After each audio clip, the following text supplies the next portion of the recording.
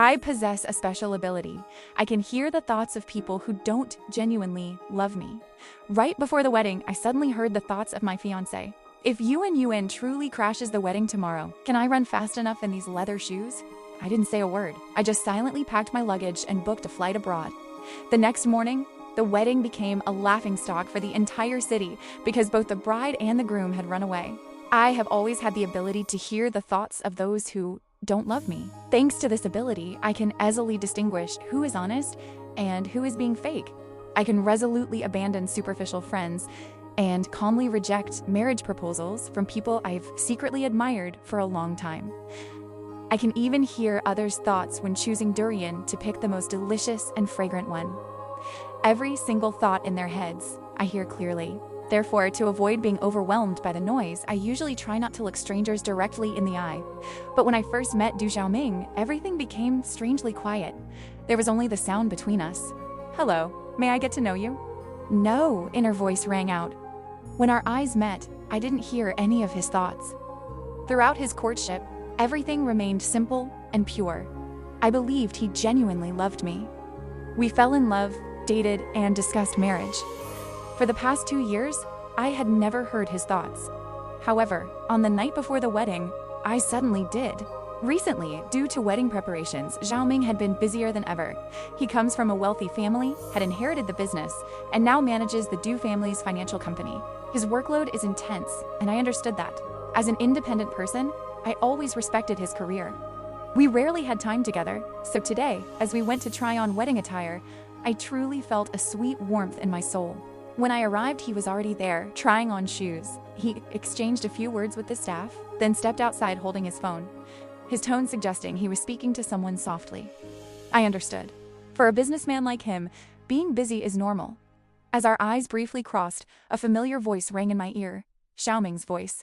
"If UN really crashes the wedding tomorrow, it'd be best to wear sneakers so I can run easier." I was stunned. UN crashing the wedding. I couldn't take my eyes off his lips. What I heard was only his inner voice, not his actual words. In the heat of summer, a chilling cold washed over me. I knew exactly what this meant. His affection for me had faded. I suddenly saw a staff member, following his instructions, slip a pair of sneakers into his wedding suit bag. He nodded to me and prepared to leave. Habitually, I didn't ask anything. I thought perhaps he had an urgent matter, but the voice in my heart could not be false. I had never been mistaken.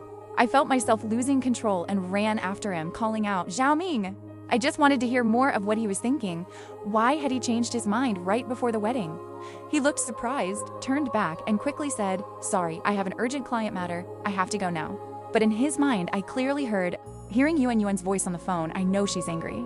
I have to go appease her or I won't be able to come home." He was lying to me. I couldn't just sit and endure this pain.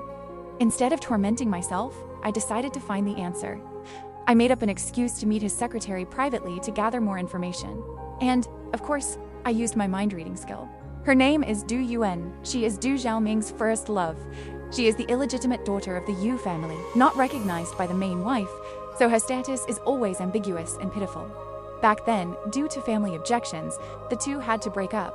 The proud Du Yuan left without a trace, and his coming to me was probably only because I bear some resemblance to her. 2 months ago, she returned. That was also when he started looking busy. Everything matched up perfectly. It was a cliché story, but now it was happening to me, with me playing the role of a foolish substitute. Du Yuan intended to crash the wedding to publicly declare her ownership and simultaneously take revenge on me for once occupying her position as the madam of the Du family. As for Xiaoming, he wanted to use the situation to prove his love, win her over, and force his family to accept her. And I and this wedding were just a part of their play. It was ridiculous. This world was like a vivid, melodramatic novel of a CEO. I burst out laughing and started packing for my trip. In just 2 hours, I bought a first-class ticket to fly abroad. If he could have his wedding crashed, I also had the right to actively seek escape.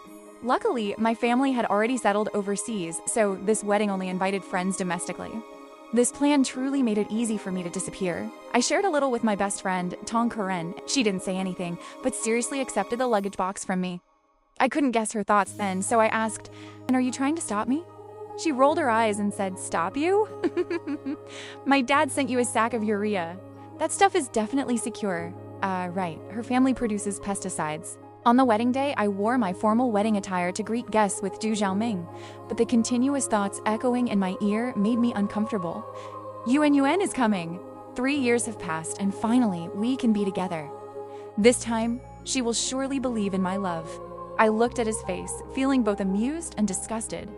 He maintained his usual elegant demeanor and gently told me, "You don't look well. Go inside and rest. I'll take care of greeting the guests. I need an excuse to retreat too." As I was about to change and leave, I unexpectedly ran into Dun at the door.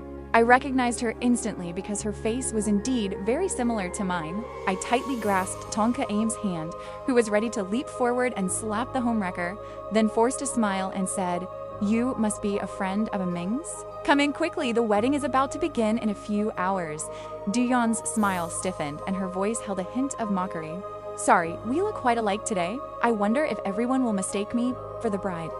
In her mind, a smug voice secretly rang out. "Go ahead and smile. In 3 hours, her groom will run away with me. Let's see if she can still smile then."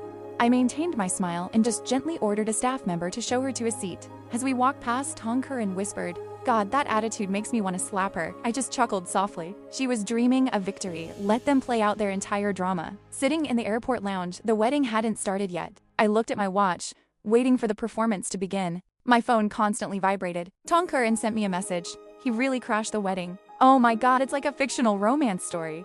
According to the video she sent, everything unfolded exactly as I had predicted. After the MC introduced the groom, it was the bride's turn to walk onto the stage. Du-Yuan rushed up, snatched the microphone. She was wearing a dress identical to mine, tears welling up in her eyes, delivering heartfelt, goosebump-inducing declarations. "Xiaoming, will you agree to be with me?" The hall descended into chaos, and he nodded in agreement. He agreed. Cheers and discussions erupted everywhere. Du-Yuan, highly satisfied, even turned around and addressed me, whom she thought was standing backstage, "Miss Wei. I know you love him too, but he truly loves me. I hope you will complete us." The video showed Du Xiaoming's sneakers. It was true. Everyone in the hall was discussing loudly, but when they called for Miss Wei, no one answered. When the staff opened the door to the room, all they saw was the white veil left behind. "The bride has run away." The shout caused complete chaos in the hall. I sat peacefully in the airport lounge, unable to suppress a laugh. I had left a small gift on the large screen at the wedding venue. A bright red line of text appeared, announcing my escape from the wedding because Du Xiaoming had betrayed me with Du-Yuan. I, Wei Zian, decide to run away. I wish the two of you 100 years of regret.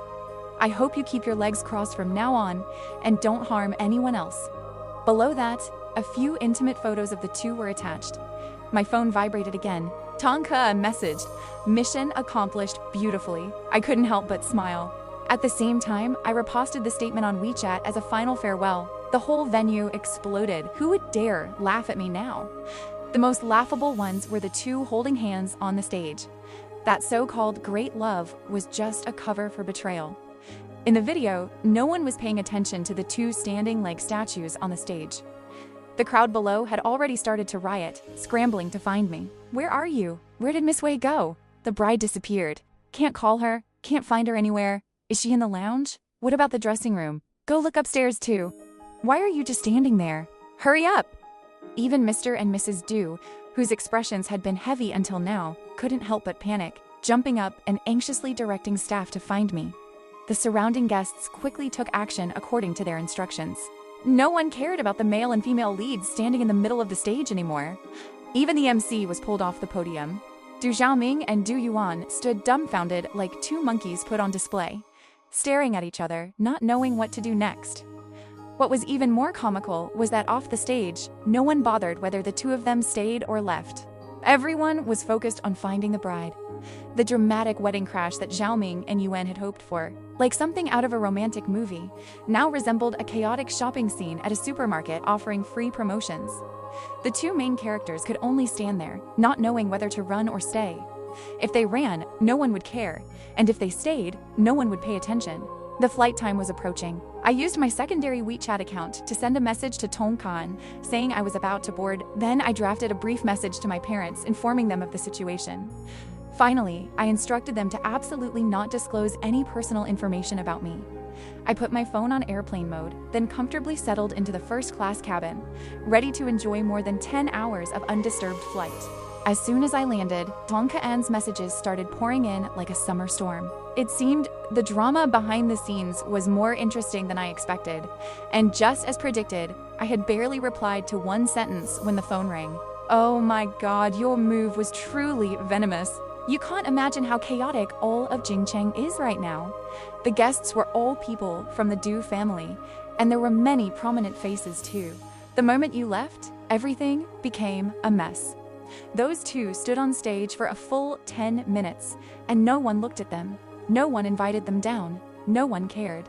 Finally, they had to awkwardly come down themselves, and that embarrassed walk made me want to hide under the ground. If you check the hot search now, you'll see that video is at the top of the list. Netizens have nicknamed the two of them the Great Flipper and the Comical Homewrecker. Oh, I forgot, that scumbag even went to your villa. Seeing you weren't there, he got angry like a child whose toy was taken. The doorbell at your house rang like an alarm, beep, beep, beep, non-stop. I was about to leave when he spotted me. That cheap man asked me where you were. I calmly replied, she has gone abroad. I was telling the truth. I didn't expect him to run so fast, even in sneakers. Just hearing Ku-an's long, breathless laughter, I could imagine how miserable Du Xiaoming was. He failed to execute his wedding-crashing plan and lost all face. This time, no one needed to smear him. He had turned himself into a joke, cheapening his own value. I wasn't surprised by Du Xiaoming's reaction. He dared to go that far surely because of one thing. He thought I would endure silently for the honor of the Du and Wei families and not dare to make a scene. Wedding crashed? Well, at most, I would just swallow my sorrow and consider myself unlucky.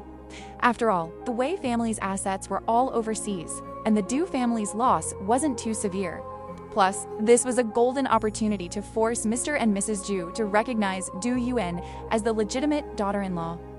Since the matter was so public, refusing to accept her would surely cost them face in front of the guests. However, what Du Xiaoming didn't expect was that I would abandon everything. I tore off the facade and shoved it right back into his and Du Yuan's mouths, making them choke. Let them be. If they want love, they should enjoy it, but marriage is a lesson in endurance. The fairy tale of Cinderella and the prince is only beautiful on the wedding night. After that, every day is spent facing the worries of daily life. If you hit a dead end, the thing to do isn't to hold your ground, but to turn back in time. I avoided an unsuccessful marriage, and this is truly worth celebrating. My parents had settled abroad for a long time. Their dating, marriage, or divorce are very casual, and no one has an opinion. Furthermore, Du Xiaoming and I hadn't even completed the marriage registration process. Legally, we truly had no ties to each other. Therefore, when I proactively proposed returning, my parents immediately agreed. As soon as I set foot in the airport, my parents quickly arranged for family to pick me up. The moment I got into the car, Tong Ka-an excitedly started her new battle report. The wedding ultimately failed. The guests started leaving. Only a few relatives and staff remained to clean up the snows. Our family and the Du family have some close ties, so my parents decided to stay and socialize. Mainly to comfort Mrs. Du, who was extremely furious. Mrs. Du slapped Du Xiaoming hard. He deserved it. Who doesn't know how hard Xiaoming worked to get where he is today? And Du Yuan, being an illegitimate daughter, dared to pull off a groom-stealing stunt in broad daylight. It was truly a betrayal, like a slap to the face of the entire Du family. As for Mr. Du, no need to mention him. He didn't change his expression from start to finish and simply turned his back and walked away. Only Du Yuan was left, crying miserably, with no one to care. When I left, I even saw her crying and begging Xiaoming to reschedule the wedding. She probably realized how much face she had lost. I chuckled, my tone calm. Those who humiliate others will sooner or later have it returned to them. I truly hope they can have a wedding. If they genuinely end up together one day, I will sincerely wish them well. The so-called first love, the greatest pain, is when she herself is no longer radiant. I think Du Xiaoming will soon realize this truth. Xiaoming and I met at a charity gala. Although the Wei family had entirely relocated their assets abroad, my parents and I still originated from Jingcheng. My parents are older now, and international flights are long and tiring. Their bodies certainly couldn't endure that journey forever. This trip back home for me was both a business trip and a journey back to my roots. I never expected to meet the man I once thought was my destiny. At that party, Du Xiaoming called me over, holding a glass of wine with a polite smile and a relaxed demeanor. Because I have the ability to read minds, I rarely initiate conversation with anyone in noisy, status-driven places unless absolutely necessary. When Zhao Ming called me over, the mix of impatience and annoyance on my face still lingered. But the strange thing was that I didn't perceive any thoughts from him. It was this silence that gradually made me feel more at ease. We started chatting and slowly became close. Later, when he confessed his feelings to me, his whole being was so awkward, not knowing where to put his hands and feet. He held a bouquet of roses, his hands trembling slightly. "Azian, I will treat you well for the rest of my life." Our eyes met, but I still couldn't hear what his heart was saying. And so, I nodded. I believed that promise. I agreed to stay in the country, be with him, and build a marriage together. I never doubted that the moment he promised me was genuine. However, I understand that a promise is only valuable when the love still exists. From my perspective, the love story between Du Yuan and Du Xiaomin was actually just an old story about a failed youthful romance. Du Yuan might not be as perfect as Zhao Ming once thought. Zhao Ming might not love her as deeply as he believed either. Because love, only when lost, does one realize its beauty. Half a month after finishing the professor's design class at Parsons, I unexpectedly received a call from Tong Kut. "Do you remember that scumbag sent out wedding invitations a few days ago?" Today I happened to attend the party and it wasn't lively at all. Not even comparable to when I went to a northern pig slaughtering feast. Karm is always enthusiastic. As soon as she picked up, she started recounting. Old man Du wasn't there. There were only a few guests. The wedding truly couldn't compare to yours. The ceremony was held in the side room, not the main hall. Only Mrs. Du came, her face as sour as if she'd eaten a lemon. After sipping some tea, she stood up and left without giving a single red envelope, and she even called his wife that girl. During the speech, she openly scolded Du Yuan, telling her to be polite and maintain her dignity. It sounded so harsh. Du Yuan was so angry she threw the wedding bouquet to the ground.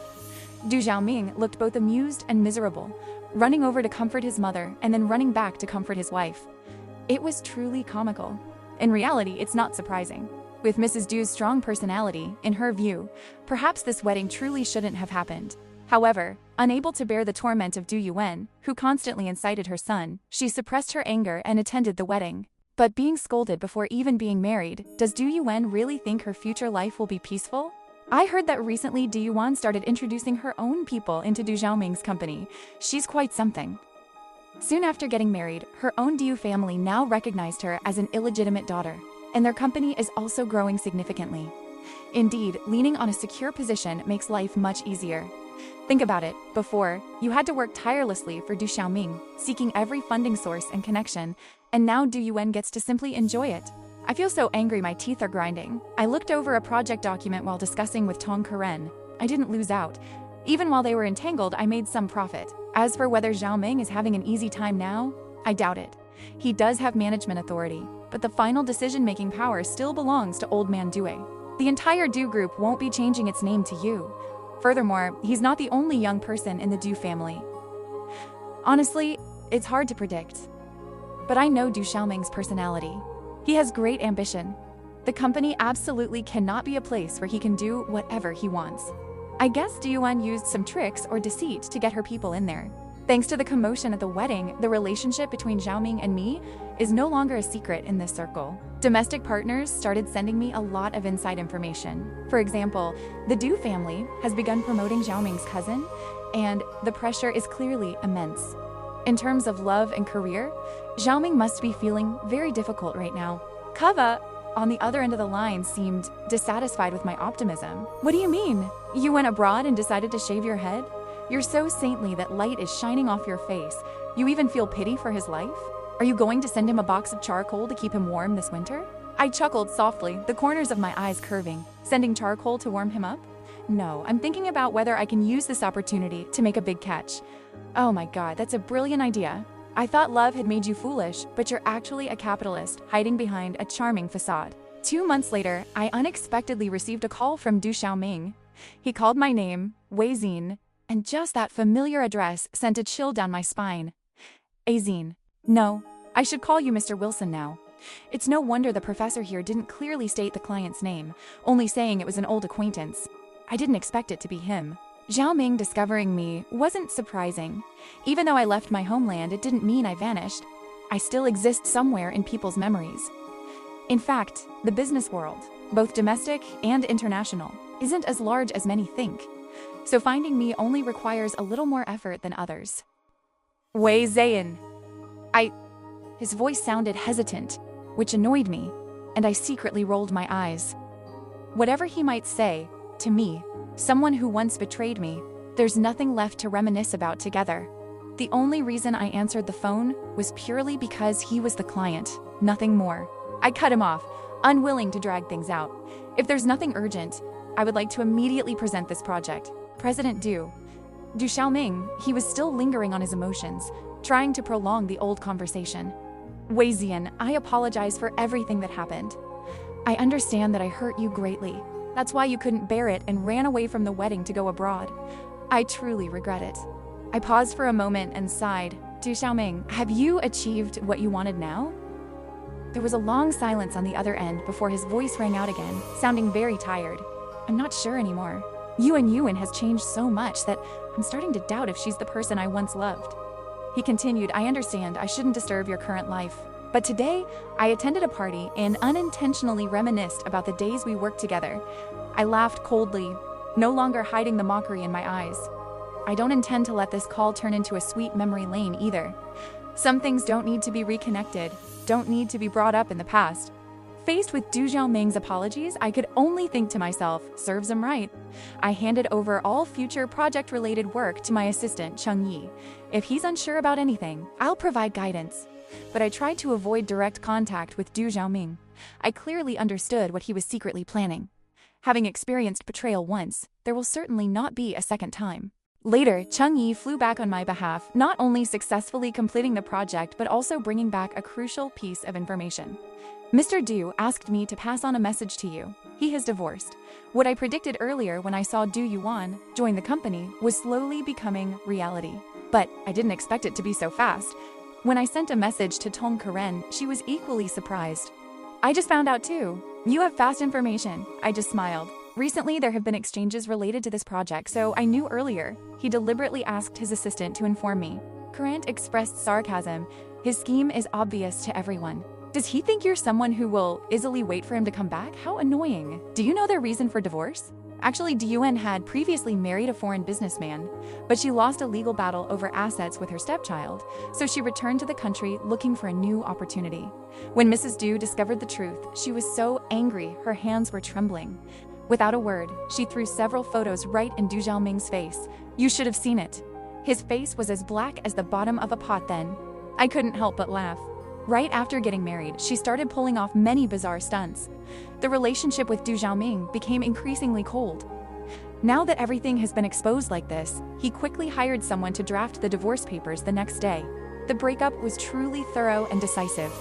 I remembered Du Xiaoming was once ready to give up his assets just to have her, even determined to marry her at any cost. But now, less than a year later, they are divorced. Reflecting on his past actions, he probably feels so foolish now that he wants to slap himself. I suddenly recalled Du Xiaoming hinting to me that Du Yuan was no longer the same. Thinking back now is funny. Perhaps Du Yuan never changed. It was just that the image of her in Du Xiaoming's eyes was no longer perfect. When the novelty fades, true love is revealed, either deep or empty. Besides work-related communication, Du Xiaoming and I had no other contact. I pretended not to see his emails or friend requests. He is very talented at building a perfect image for himself and loves those imagined ideals. Before it was Du Yuan, and now it's possibly me. Let him continue his performance, because I now have a completely new life, a free, fulfilling life without needing anyone's recognition or salvation.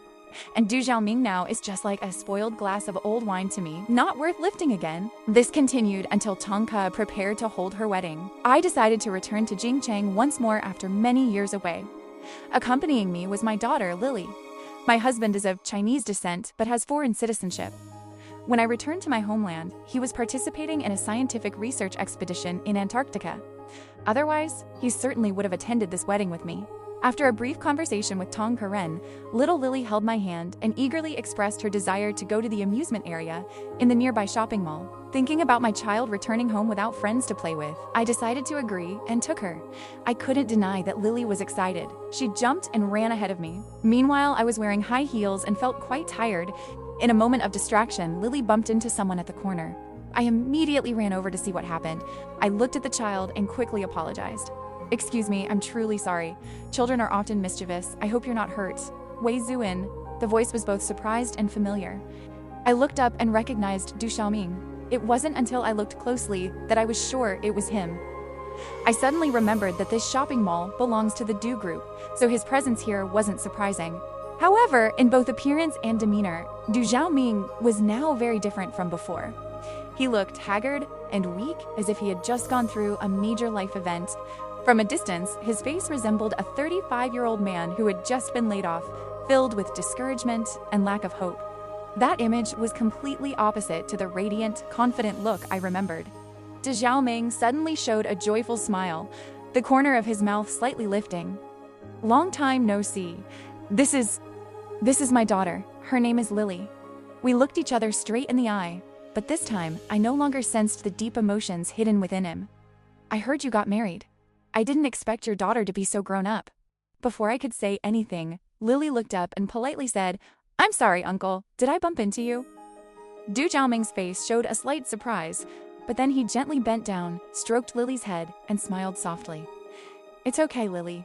Just remember not to run too fast next time. Manager Wang, please take the child to the kids' play area for a bit. Wei Zian, the second floor just opened a cafe. They still have the Robusta you like best, right? We should talk for a bit." I nodded, giving Lily a few instructions. Actually, before returning home, the bustling radio named Tong Ka'an had told me almost everything about Du Xiaoming. The relationship with Du Yuan had caused him a major shock in life. After that, the Du family decided to support his cousin, making him a victim of apathy from his own clan. He was once someone greatly admired, but now he has fallen into a state of neglect. Love is broken and his career has collapsed. Even though he is in the best stage of his life, he feels suffocated by the gloom surrounding him. "Hello, I'll have 1 Robusta and 1 Affogato. Thank you." "Wait, please change my Robusta to a Viennese." Du Xiaoming looked at me and smiled. "Change of preference? You didn't like sweet coffee like that before." I gently shook my head. "My husband often says Robusta has too much caffeine and drinking too much isn't good for the stomach. So whenever I order, he automatically changes it to Viennese for me. Drinking it for a long time made it a habit, and eventually, I came to like its sweetness." "That's beautiful. I saw your wedding. It looked very romantic. Was it at that famous ancient castle in Switzerland?" "That's right. I had a business trip nearby, so I stopped by." The Du family has absolutely no connection to Switzerland. But I didn't point it out. I just smiled like an old friend and exchanged a few polite formalities. "Could you accept my friend request? I just want to." I put down my coffee cup and maintained a gentle smile, replying to Du Xiaoming, "No, it's not necessary. I understand what you mean. You don't need to be embarrassed. For me, everything is just the past. To be honest, you were the one who was more ashamed than I was back then. It's true that I once loved you, but not anymore. I now have a happy family, a loving husband, and a cute daughter. Someone who has started a new life like me will never want to get tangled up with past mistakes. Du Xiaoming, what's past is past. Whether it's love or hate, it no longer matters now." My near indifferent coldness clearly pained him. Du Xiaoming's eyes were slightly red, his gaze somewhat blurred. When I returned to Lily, Manager Wang was patiently reading a fairy tale to her. As I approached, Lily looked up and asked, "Mom, have you ever read The Little Prince? The fox was wonderful, but why did the prince still choose the rose?" "Because she was the flower that the prince spent the most time caring for, the only and most special flower in his heart." Little Lily's eyes held a hint of ambiguity. I smiled and took her hand. "When you're a little older, Mommy will tell you the whole story." Throughout that time, Du Xiaoming remained silent and did not join the conversation. As we left the shopping center, he gifted Lily a new copy of The Little Prince. Through the car window, I gave him a slight nod as a farewell. In the moment our eyes met, I still couldn't feel his inner world, just like when we first met. The car started rolling away, leaving the silhouette of the old flame behind. I held my small, soft daughter tightly in my arms. That was my final gift to him, my act of subtle revenge, a gentle and polite conclusion. From now on, memories will be the only way we meet again, and I will stand in for Du Yun, becoming the woman Du Xiaoming will never be able to possess for the rest of his life. In his world, love will forever be out of reach. It won't be a sudden downpour, but a relentless, lifelong dampness. He will forever be submerged in that moisture. I was once the fox, and once that red rose, but now I am only a little prince who has completed her journey. My daughter hugged the phone and tugged at my sleeve. Mommy, Daddy wants to talk to you. I smiled softly and told her, hand the phone over to Mommy.